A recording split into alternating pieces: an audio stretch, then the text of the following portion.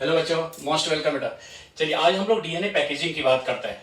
DNA का जो packaging है इसको हम अच्छे से समझते हैं और इसको अच्छे से देखिएगा। इसमें बहुत सारे जो कंटेंट हैं वो आपके लिए काफ़ी यूज़फुल है और इसमें से न्यूमेरिकल क्वेश्चन भी आते हैं। ठीक है, तो देखो सबसे पहले हम जानते हैं कि जो सिंपल वे में पैकेजिंग का मीनिंग क्या है। Packaging, what is packaging?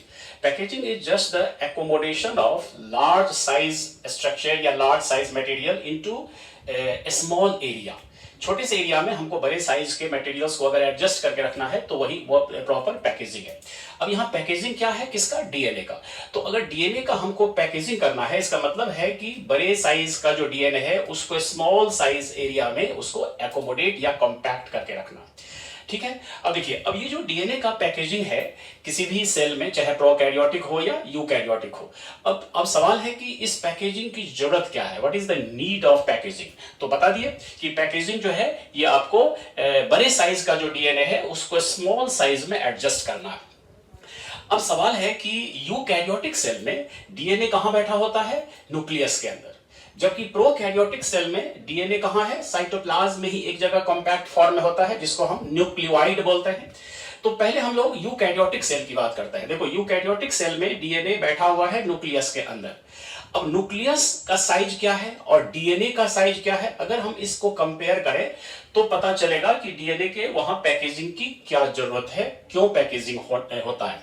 ठीक है, अब यूकैरियोटिक सेल में तो बहुत सारे हैं। एनसीईआरटी एग्जांपल दिया है ह्यूमन सेल का। देखो ह्यूमन का जो सेल है एक डिप्लॉइड सेल है, उसके अंदर जो मतलब न्यूक्लियस है उसमें डीएनए ये प्रेजेंट है। तो अब इसमें एक ह्यूमन सेल की बात हो रही है। तो ह्यूमन सेल में एक डिप्लॉइड सेल में टोटल डीएनए का लेंथ कितना होता है? हम लोग पढ़े हैं कि ह्यूमन का जो जीनोम होता है, एक सेट क्रोमोसोम है, उसमें डीएनए का जो लेंथ है वो कितना होता है? 3.3 into 10 to the power 9 base pair, यानी कि 3.3 बिलियन बेस पेयर। देखो length of DNA in human genome, genome का मतलब एक सेट क्रोमोसोम। ठीक है, तो लेकिन ह्यूमन के सेल में तो 2 सेट क्रोमोसोम है, तो इसका मतलब है कि डीएनए जो है जितना एक जीनोम में है उसको डबल करना होगा। तो देखो length of DNA in a diploid cell, एक डिप्लॉइड सेल में डीएनए कितना है, इसका डबल कर देंगे तो 6.6 into 10 to the power 9 base pair. ठीक है, चलिए अब ये तो बेस पेयर का नंबर हो गया। अच्छा, अब हमको टोटल लेंथ ऑफ डीएनए यदि कैलकुलेट करना है तो हमें ये जानना होगा कि 2 बेस पेयर के बीच का डिस्टेंस या लेंथ कितना होता है। तो हम लोग वाटसन क्रिक मॉडल जो है डीएनए का, उसमें ये चीज जाने थे कि जो नॉर्मल डीएनए है, बी फॉर्म ऑफ डीएनए है, उसके 2 बेस पेयर का लेंथ जो है यानी डिस्टेंस जो है कितना होता है? 0.34 नैनोमीटर। ठीक है, वन एंगस्ट्रॉम में है तो 3.4 और ये हो गया यदि उसका नैनोमीटर में हम देखेंगे तो 0.34 नैनोमीटर।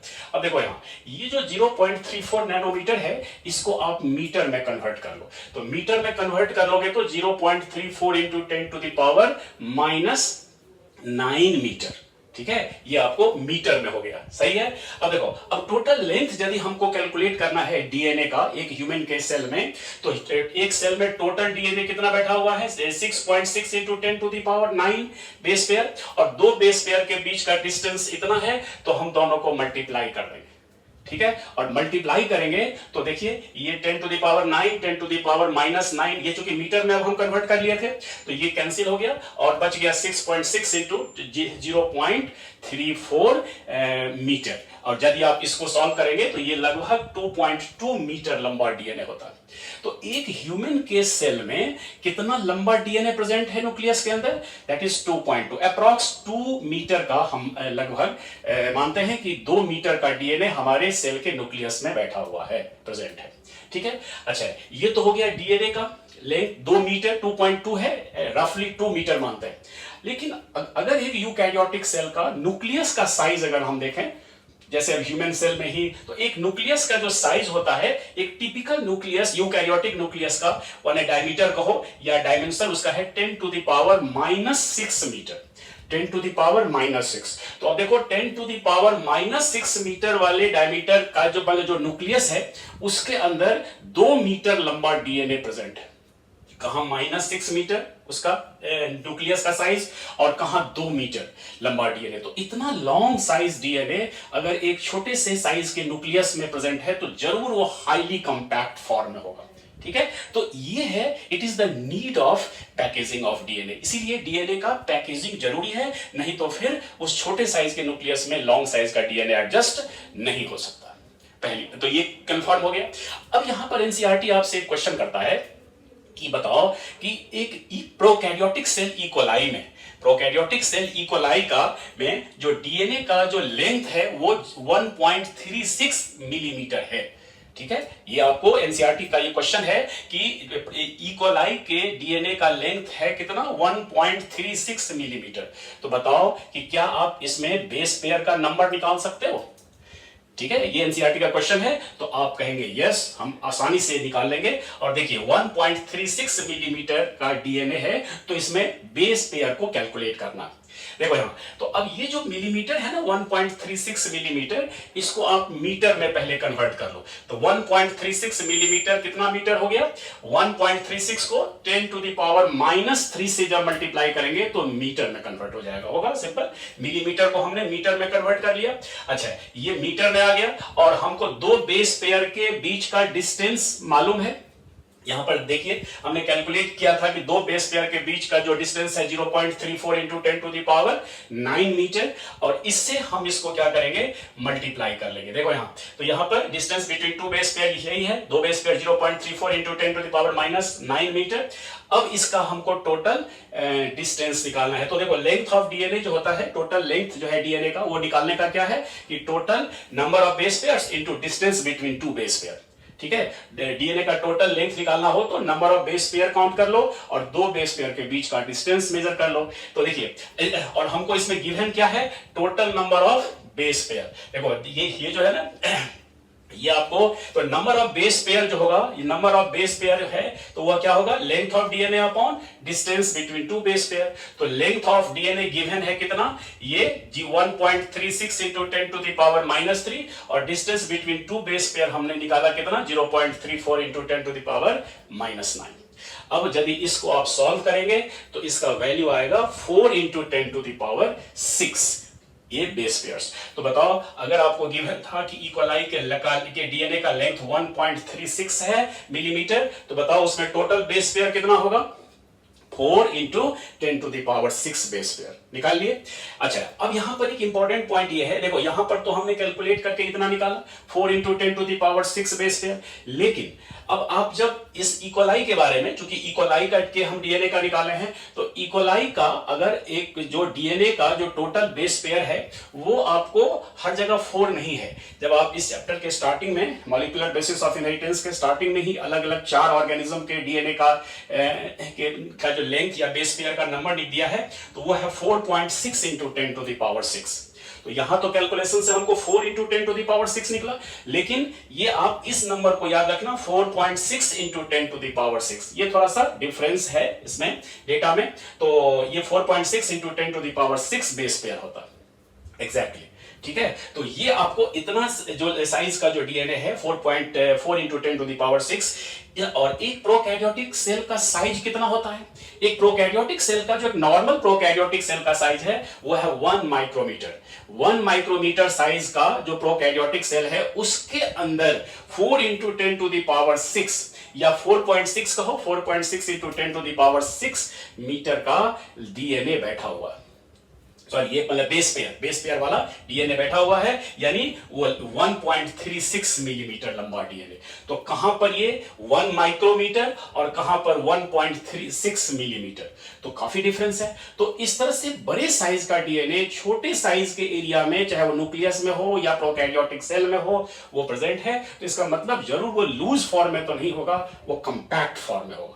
इसीलिए डीएनए पैकेजिंग की जरूरत है। अब यहां डीएनए का पैकेजिंग दोनों तरह के सेल में है। जैसे हमने देखा कि यूकैरियोटिक सेल में भी पैकेजिंग की जरूरत है, प्रोकैरियोटिक सेल में भी पैकेजिंग की जरूरत है। अब यहां पर हम लोग एक एक करके जानते हैं। पहले हम प्रोकैरियोटिक सेल में डीएनए पैकेजिंग की बात करते हैं। देखो, प्रोकैरियोटिक सेल में डीएनए जो है किस तरह से पैकेज्ड होता है, क्योंकि प्रोकैरियोटिक सेल में न्यूक्लियस तो है नहीं। तो अब यहां एनसीईआरटी का लाइन है, अगर न्यूक्लियस नहीं है तो क्या डीएनए पूरे साइटोप्लाज्म में फैला हुआ है? नहीं, प्रोकैरियोटिक सेल में भले न्यूक्लियस नहीं है, लेकिन उसका डीएनए पूरे साइटोप्लाज्म में बिखरा हुआ नहीं है। एक ही जगह वह डीएनए कॉम्पैक्ट फॉर्म में बैठा हुआ है। ठीक है। तो डीएनए जो है अब प्रोकैरियोटिक सेल में साइटोप्लाज्म में एक पर्टिकुलर पोजीशन पर कॉम्पैक्ट फॉर्म में होता है और उस कॉम्पैक्ट स्ट्रक्चर को हम लोग कहते हैं न्यूक्लियोइड।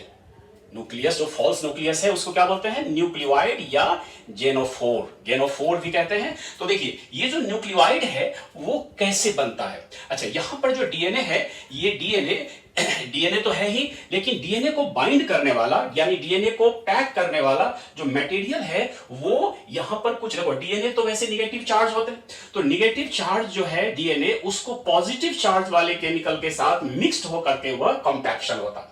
और जो पॉजिटिव चार्ज जो केमिकल्स हैं उनमें दो तरह के होते हैं। एक तो कुछ तो प्रोटीन्स होते हैं जो नॉन हिस्टोनिक प्रोटीन्स होते हैं। नॉन हिस्टोनिक, देखो हिस्टोन यहां नहीं होगा, नॉन हिस्टोनिक प्रोटीन्स होते हैं और उसके अलावा पॉलीएमाइंस भी होते हैं। पॉलीएमाइंस होते हैं जो कार्बोहाइड्रेट का एमिनो डेरिवेटिव होता है, तो ये पॉलीएमाइंस जो पॉजिटिव चार्ज होते हैं और नॉन हिस्टोनिक बेसिक प्रोटीन्स होते हैं। तो ये जो केमिकल्स हैं ये क्या करते हैं? डीएनए को बाइंड करते हैं। और डीएनए का बाइंडिंग कैसे होता है? यहां देखिए एनसीईआरटी दिया है कि ये जो डीएनए होता है ना, ये लूप्स के फॉर्म में होता है। देखो यहां ये डीएनए लूप्स बनाते हैं और उस लूप्स को बाइंड करने में प्रोटीन का, नॉन हिस्टोनिक बेसिक प्रोटीन्स का रोल होता है। ये देखिए यहां जो आपको लग रहा है बीच में, ये सब बाइंडिंग प्रोटीन्स हैं और ये जो आपको चारों तरफ से लूप्स बना रहा है ये डीएनए है। तो डीएनए लूप के फॉर्म में होता है और सारे डीएनए को एक साथ यहां पर बाइंड करने वाला ये प्रोटीन होता है। यानी इस तरह का स्ट्रक्चर जो है ये आपको फॉर्म होता है प्रोकैरियोटिक सेल में, और इसी स्ट्रक्चर को हम लोग न्यूक्लियोइड बोलते हैं। देखो यहां ये एक प्रोकैरियोटिक सेल है और इसके अंदर जो ये एरिया है ये न्यूक्लियोइड है जिसमें उसका डीएनए है और उस डीएनए को बाइंड करने में प्रोटीन का रोल है, non histonic basic proteins and polyamines. ठीक है, तो इस तरह से डीएनए का पैकेजिंग जो है वो प्रोकैरियोटिक सेल में होता है। ठीक है, तो ये था। अब इसके बाद हम लोग जानेंगे कि DNA packaging in eukaryotic cell या यूकैरियोटिक न्यूक्लियस। ठीक है, चलिए तो इसको भी देख लेते हैं।